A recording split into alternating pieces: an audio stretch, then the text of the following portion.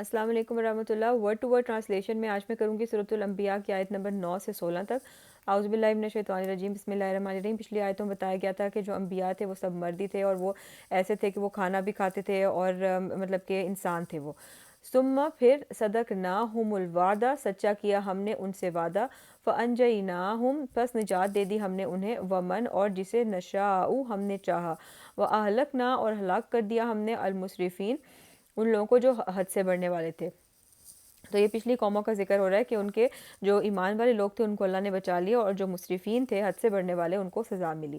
لقد البتہ تحقیق انزلنا نازل کی ہم نے الیکم طرف تمہارے کتاباً ایک کتاب، فیہ جس میں ذکرکم ذکر ہے تمہارا، یعنی کہ اس کتاب میں تمہارا ہی ذکر ہے، افلا کیا پھر نہیں تعقلون تم عقل سے کام لیتے۔ وکم اور کتنی ہی قسم نہ توڑ کر رکھ دی ہم نے من قریاتن بستیاں، کانت تھی وہ ظالمتن ظالم، و انشأنا اور اٹھایا ہم نے بعدہا بعد ان کے قومن قوموں کو، آخرین دوسری، تو جن قوموں نے پھر نہیں مانا پیغمبروں کی بات تو ان کو پھر تباہ کر دیا گیا، ان کے بعد نئی قومیں آ گئیں۔ فلما تو جب احسو انہوں نے محسوس کیا، بأسنا عذاب ہمارا، اذا اچانک ہم وہ منہا ان سے یرکسون وہ بھاگنے لگے، تو جب عذاب کو دیکھتے تو پھر بھاگنا شروع کر دیتے تھے۔ لا ترکزو نہ تم بھاگو، ورجعو اور لوٹ آؤ، الا ما طرف اس کے جو اترف تم عیش دیے گئے تم، فیہ جس میں، وہ مساکینکم اور اپنے گھروں کے، لعلکم تاکہ تم تسألون تم پوچھے جاؤ۔ تو اب بھاگنے کا کوئی فائدہ نہیں۔ قالو انہوں نے کہا، یا ویلنا ہائے افسوس ہم پر، انا بے شک ہم، کننا تھے ہم، ظالمین ظالم، تو اس عذاب کے وقت انہوں نے پہچان لیا کہ بے شک ہم ہی ظالم تھے۔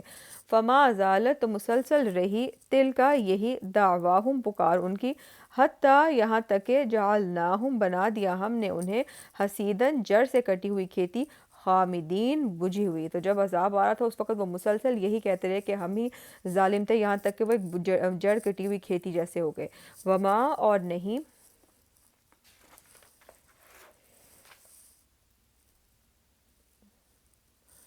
فوکس پلیز،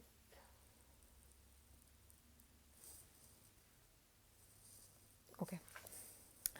وما اور نہیں، خلقنا پیدا کیا ہم نے، السماء آسمان، والارض اور زمین کو، وما اور جو بینہما ان دونوں کے درمیان ہے، لائبین کھیلتے ہوئے، تو بغیر مقصد کے جو ہے وہ آسمان اور زمین کو پیدا نہیں کیا گیا، اسے ایک مقصد کے لیے پیدا کیا گیا۔ تو جو لوگ بھی یہ سمجھتے ہیں کہ ان کی زندگی بالکل بے مقصد ہے، وہ ایسے ہی بس کھیل تماشے کے لیے آئے ہیں اس دنیا میں، تو یہ بالکل غلط سوچ ہے۔ تو یہ تھی آج کی آیتیں، انشاءاللہ اگلی ویڈیو میں آگے پڑھیں گے۔ فی امان اللہ۔